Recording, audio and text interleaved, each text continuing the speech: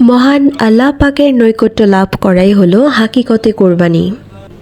ইমামুল আশিকিন শায়খুল আকবর জামানার ইমাম doctor Syed M Saidur Rahman আল মাহবুবী মাদ্দাজিল্লুহুল আলী হুজুর বলেন, মহান আল্লাহ পাকের নৈকট্য লাভ করাই হলো হাকিকতে কোরবানি।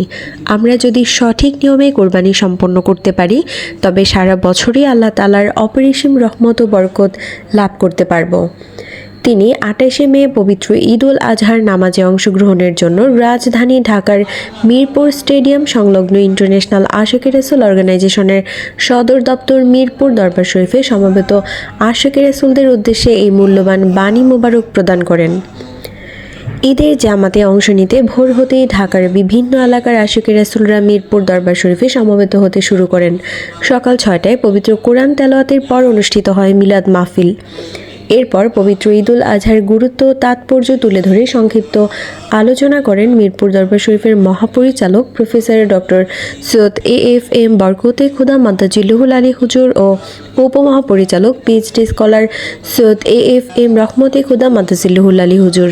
সকাল ৭টায় ডক্টর সৈয়দ এম সাইদুর রহমান আল মাহবুবী মাদ্দাজিল্লুহুল আলী হুজুর সমবেত আশিকে রাসূলদের উদ্দেশ্যে বলেন, সবাইকে পবিত্র ঈদ উল আজহার ত্যাগের শিক্ষায় উজ্জীবিত হয়ে মনের হিংসা বিদ্বেষ ভুলে পারস্পরিক সহযোগিতা ও সহমর্মিতার চেতনায় উদ্বুদ্ধ হয়ে শান্তিময় সমাজ গড়ে তুলতে হবে।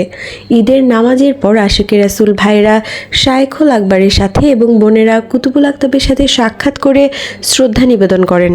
পরে তারা পবিত্র ঈদের বিশেষ তাবারক খেয়ে বিদায় নেন।